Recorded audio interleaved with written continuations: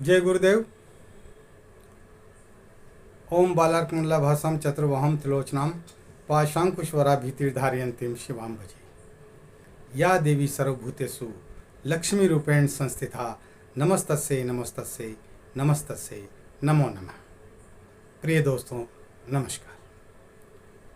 सिद्ध साधनाएं चैनल पर मैं आप सबका हार्दिक स्वागत करता हूं, हार्दिक अभिनंदन करता हूं और उम्मीद करता हूं कि आप खुश होंगे, प्रसन्न होंगे, कुशल मंगल से होंगे। चलिए आज बात करते हैं इस वीडियो में एक बहुत ही शानदार प्रयोग के बारे में। नवरात्रा आ रहे हैं और नवरात्रा के बाद फिर दीपावली का त्यौहार आ रहा है और दीपावली का त्यौहार बड़ा त्यौहार है। जिस तरह से नवरात्रा हैं उसी तरह से दीपावली का त्यौहार भी बड़ा त्यौहार माना जाता है। और फिर दीपावली के पीछे धारणा जो है वो है महालक्ष्मी प्राप्ति की, यानी हर व्यक्ति ये कोशिश करता है कि उसे दीपावली पर कुछ ऐसे प्रयोग मिल जाएं जिनसे महालक्ष्मी प्रसन्न हो जाए, सिद्ध हो जाए, उसके घर में परिवार में खुशियों का संचार हो जाए और वो विभिन्न तरीक़ों से माता महालक्ष्मी की पूजा अर्चना करता है, उसकी भक्ति करता है और विभिन्न तरीक़ों से उसकी पूजा करता है। हमारा देश बहुत बड़ा देश है और बहुत खूबसूरत देश है। विभिन्न धर्मों के, विभिन्न जातियों के लोग यहाँ पर रहते हैं। अनेकता में एकता का संदेश हमारा देश पूरी दुनिया को देता है। ऐसे में हर प्रांत के अलग अलग रीति रिवाज हैं। त्यौहार हों, चाहे पर्व हों या किसी भी प्रकार के कोई फंक्शन हो, उनमें सब अपने अपने तरीके से मनाते हैं, लेकिन उद्देश्य एक ही होता है। इसी तरह से दीपावली का त्यौहार है। दीपावली को भी लोग अलग अलग ढंग से मनाते हैं, महालक्ष्मी की अलग अलग तरीके से पूजा करते हैं और प्रार्थना करते हैं कि हे माता महालक्ष्मी, थोड़ा सा मेरे घर में भी पधारो, मुझे भी अपनी कृपा दृष्टि का पात्र बना लो। सबकी इच्छा होती है। और धन किसके नहीं चाहिए, किसे नहीं चाहिए धन? धन तो सबको ही चाहिए। दौलत के बिना तो इस दुनिया में काम ही नहीं चलता। पूर्व के वीडियोज़ में भी मैंने ये बातें बताई है कि बिना पैसे के कहीं कोई इज्जत नहीं होती, सम्मान नहीं होता। हमारे अपने भी पीछा छोड़ देते हैं, दूर चले जाते हैं। ऐसा होता है, प्रैक्टिकल में है, सबके साथ होता है, अधिकांश लोगों के साथ होता है ऐसा। अगर आपके पास में जो है खिलाने पिलाने के लिए साधन है, अच्छे साधन हैं और कुछ भेंट वगैरह देने के लिए भी आपके पास में अच्छी व्यवस्था है, तो हर कोई आपके यहाँ आना पसंद करेगा नहीं? ये बात है। इसलिए दौलत के पीछे ही तो दुनिया भाग रही है, दौड़ रही है। दौड़ना भी चाहिए, लेकिन बहुत सी बार ऐसा होता है दोस्तों कि हम कर्म तो रात और दिन करते हैं, पूरी मेहनत करते हैं, लेकिन फिर भी हम जहाँ के तहाँ रहते हैं। सुबह खाया शाम का टोटा, शाम को खाया सुबह का टोटा, और कई सारी पारिवारिक समस्याओं से जो है जूझना पड़ता है। और चूंकि बिना पैसे के तो कोई काम चलता नहीं है, इसलिए जो है पैसे की सबसे ज़्यादा ज़रूरत आज के इंसान को है।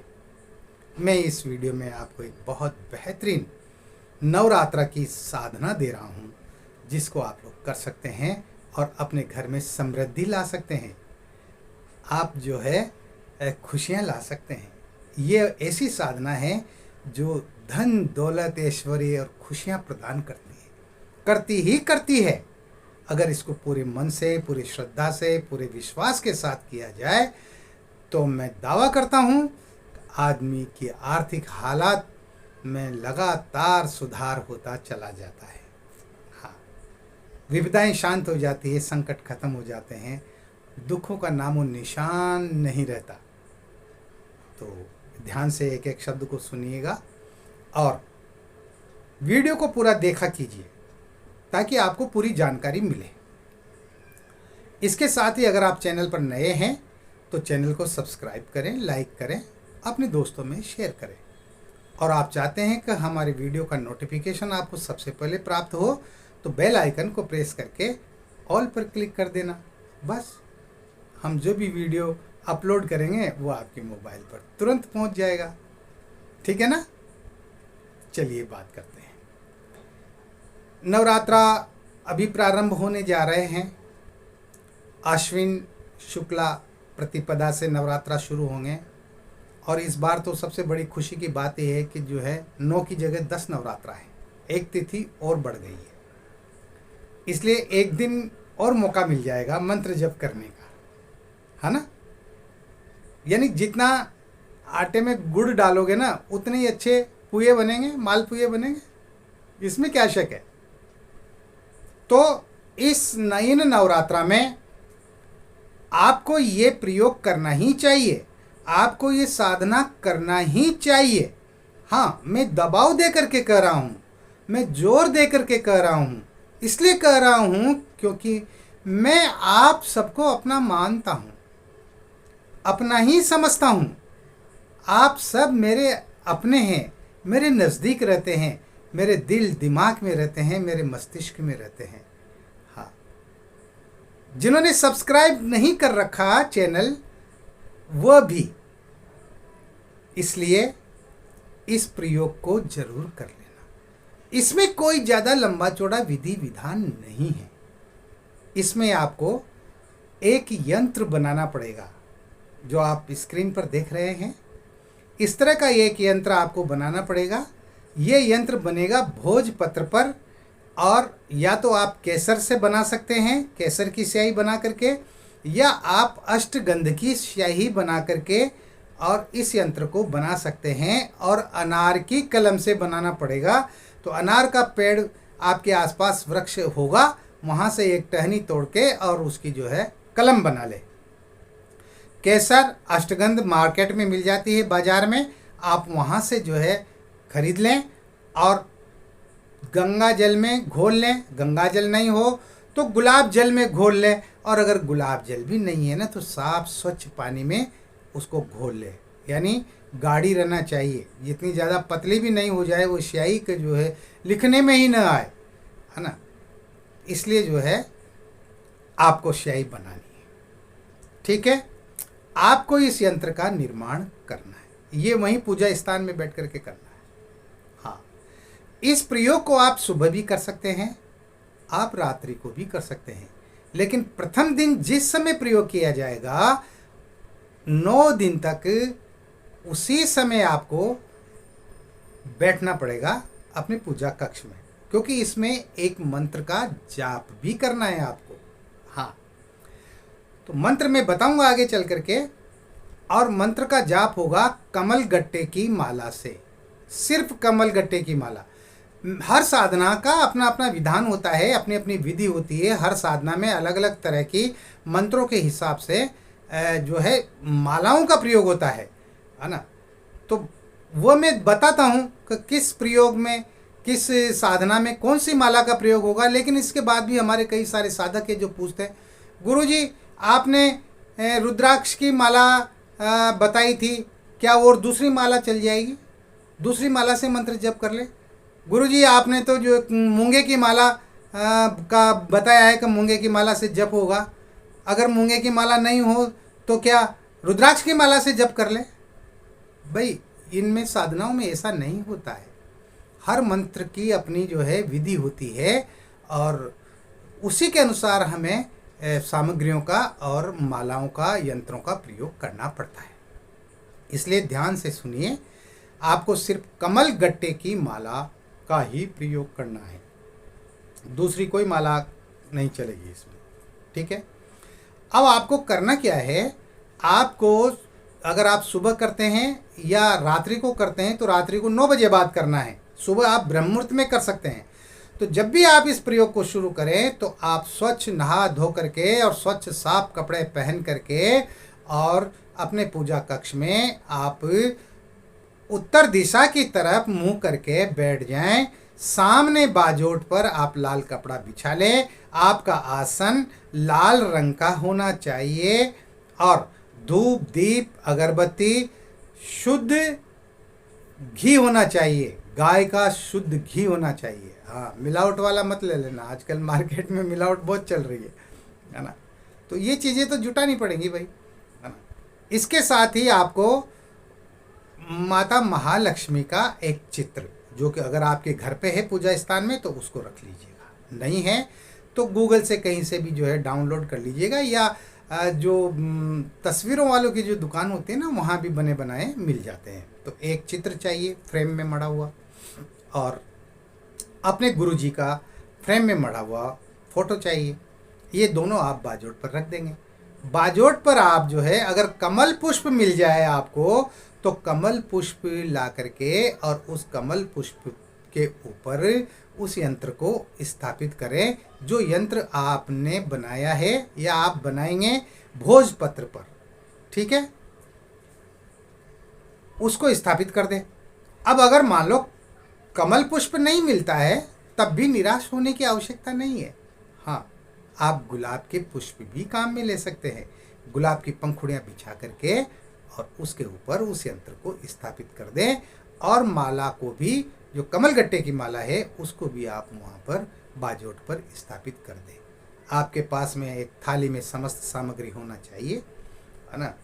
रोली चावल वगैरह ये सारी जो हम पूजा में काम में लेते हैं, ये सारी वस्तुएं आप जो है एक थाली में इकट्ठी करके पहले से ही रख लें। अब आपको क्या करना है, यंत्र आपने बना लिया, रख दिया। आपको सबसे पहले अपने गुरुजी की पूजा करनी है, तो अपने गुरुजी की सामान्य पूजा करो, स्नान कराओ, तिलक लगाओ, अक्षत चढ़ाओ, पुष्प चढ़ाओ। इसी तरह से माता महालक्ष्मी की पूजा करना है, उसके फ़ोटो की, है ना। और इसी तरह से आपको यंत्र की पूजा करनी है, और इसी तरह से आपको कमल गट्टे की जो माला है उसकी पूजा करनी है, ठीक है। अब पूजा करने के बाद में आपको संकल्प लेना है। तो दाएं हाथ में थोड़ा सा जल लेकर के और संकल्प लें कि हे गुरुदेव, मैं माता महालक्ष्मी का एक ज्योतिषा यंत्र का 9 दिन की साधना कर रहा हूँ। मेरे घर में पूर्ण रूप से धन धान्य ऐश्वर्य की समृद्धि बढ़े, इसके लिए आप मुझे आशीर्वाद प्रदान कीजिए। और ये कह करके और आप उसको जल को भूमि पर छोड़ दें। उसमें संकल्प में आपको पहले अपना नाम भी लेना है ना। मैं अपना नाम लेना है, पुत्र श्री, पिता का नाम लेना है, अमुक गोत्र, अपना गोत्र बोलना है। उसके बाद में जो संकल्प मैंने बताया उस तरह से संकल्प बोल के छोड़ना है। ये संकल्प हो गया। अब आपको क्या करना है, आपको जो है ये सात्विक साधना है, इसमें किसी प्रकार का कोई डर भय नहीं है, इसलिए ये भी जरूरी नहीं है कि इसमें आप रक्षा घेरा लगाएं, कोई ज़रूरी नहीं है। निश्चिंत होकर के बैठिए आप। और उसके बाद आप कमल गट्टे की माला लेंगे, और कमल गट्टे की माला लेकर के और आप जो है इस मंत्र का 5 माला मंत्र जप करेंगे। कितनी माला? सिर्फ 5 माला मंत्र। मंत्र इस प्रकार है, ओम श्रीम ह्रीम महालक्ष्मी सिद्धिये ओम नमः। ओम श्रीम ह्रीम महालक्ष्मी सिद्धिये ओम नमः। छोटा सा मंत्र है। इस मंत्र की आपको 5 माला मंत्र जप करना है। बस 5 माला में आपको ज़्यादा समय भी नहीं लगेगा, 10-15 मिनट में, 10 मिनट में हो जाएगी अगर मंत्र को आपने अच्छी तरह से याद कर लिया तो। ये कार्य आपको रोजाना करना है नवरात्रा में 9 दिन तक। समझ गए? हाँ, एक भी दिन नहीं छूटना चाहिए। और जिस प्रथम दिन जिस समय आप ये कार्यक्रम शुरू करें ना, तो बाकी दिनों में भी फिर वही समय रहना चाहिए, समय में बदलाव मत कीजिएगा। इस तरह से जो है 9 दिन में आपका ये यंत्र तैयार हो जाएगा, और बहुत ज़बरदस्त यंत्र बनेगा। ये प्राण प्रतिष्ठित हो जाएगा ये, क्योंकि जो मंत्र आप जप करेंगे ना, वो मंत्र इस यंत्र को प्राण प्रतिष्ठित कर देगा। ये चौतीसा यंत्र है, माता महालक्ष्मी का यंत्र है भाई। जिस घर में चौतीसा होता है ना, उस घर में तो विपत्तियां रहती ही नहीं है। हाँ, उस घर में तो संकट रहते ही नहीं है। इसका बहुत बड़ा विधान है। इस चौतीसा यंत्र के और भी कई सारे जो है तरीके हैं इसको सिद्ध करने के, लेकिन मैं आपको, चूँकि ग्रस्त लोग हैं इसलिए ग्रस्त लोगों को मैं सरल तरीके बताता हूँ, इसलिए आपको ये प्रयोग करना चाहिए। और उसके बाद जब 9 दिन पूरे हो जाएं तो उसके बाद दूसरे दिन इस यंत्र को जो है एक कांच के फ्रेम में मढ़वा लें, कांच के फ्रेम में मढ़वा करके और इसको अपने पूजा स्थान में रख लें और माला को आप नदी में प्रवाहित कर दें या तालाब में विसर्जित कर दें, कहीं भी कर दें। माला को अपने घर में नहीं रखना है, उसको दूसरे दिन नदी तालाब में प्रवाहित करना है। ठीक है, तो आप देखेंगे चमत्कार, आप खुद महसूस करेंगे, आपके धन आने के रास्ते खुलते चले जा रहे हैं, आपकी ज़िंदगी में ऐसे बढ़िया बढ़िया योग बन रहे हैं जिनसे जो है आपके घर में धन का आगमन होगा, रुपयों पैसों का आगमन होगा और आपकी तमाम सारी चिंताएं खत्म हो जाएगी। तो इसमें धैर्य भी रखना पड़ता है। मैं और दूसरे यूट्यूबर्स की तरह यूँ नहीं करा कि मंत्र पढ़ो और 2 मिनट में धन की बरसात शुरू हो जाएगी, जैसे बादलों से पानी बरसता है ऐसे। नो, ऐसा नहीं होता है कभी। हाँ, हर कोई ऐसा बोलता है तो गलत बोलता है। योग बनते हैं, मंत्रों से योग बनते हैं, बुरे योग कट जाते हैं, अच्छे योग बनते हैं और जब अच्छे योग बनते हैं तो धन का आगमन होता ही होता है। तो आप लोगों को ये साधना करना चाहिए। मैंने शुरू में कहा था कि मैं जोर दे करके कह रहा हूँ, आप लोगों को ये साधना करनी चाहिए। कीजिएगा इसको। नवरात्र आ रहे हैं, कोई ज़्यादा सामग्री की भी ज़रूरत नहीं है। एक बात हो, और भोग जरूर लगाइएगा। हाँ, पूजा जब करें आप, जब मंत्र जप करें ना, उसके पहले वहाँ भोग भी रखें। भोग में आप किशमिश रख सकते हैं, किशमिश आते हैं ना छोटे किशमिश, वो रख सकते हैं। आप जो है मिश्री का भोग लगा सकते हैं। हाँ, या आप जो है हलवा बनाकर और थोड़ा सा हलवा कटोरी में रख करके और उसका भी भोग लगा सकते हैं। हाँ, मीठा होना चाहिए, जभी तो मिठास आएगी ज़िंदगी में। अरे मीठे का भोग लगाओगे तभी तो ज़िंदगी में मिठास आएगी, आपकी ज़िंदगी में मिठास भरेगी। तो भोग भी जरूरी है। इस तरह से आपको ये साधना करनी है। मेरे प्रिय साधकों, जो मैं बताता हूँ पूरी जानकारी देता हूँ, जो भी प्रयोग मैं बता रहा हूँ आप लोगों को, उसकी संपूर्ण जानकारी दे रहा हूँ, मैं कुछ नहीं छिपा रहा। और आप लोगों को ये साधना करनी चाहिए 9 दिन की। माँ भगवती दुर्गा के 9 दिन चमत्कारी दिन है। ये बहुत ही चमत्कारी दिन होते हैं। इनमें जो भी मंत्र पढ़े जाते हैं, बोले जाते हैं, जो भी साधना की जाती है ना, वो 100% सही होती है। हाँ, वो गलत हो ही नहीं सकती। लेकिन ज़रूरत है अपने गुरु के प्रति पूर्ण श्रद्धा की, मंत्र के प्रति पूर्ण श्रद्धा की और विधि विधान के प्रति पूर्ण विश्वास की। तो जैसा बताया है वैसा आप कीजिए। मिलते हैं फिर एक और नए वीडियो में नई जानकारी के साथ। तब तक बने रहिए सिद्ध साधनाएं चैनल पर, जो आपका अपना ही है।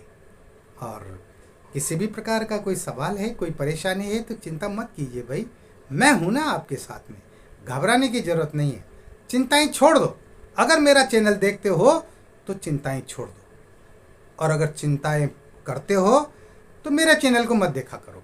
मुझे चिंता वाले लोग, दुखी लोग क्या, और निराश लोग, डरपोक, मुझे ये पसंद नहीं है।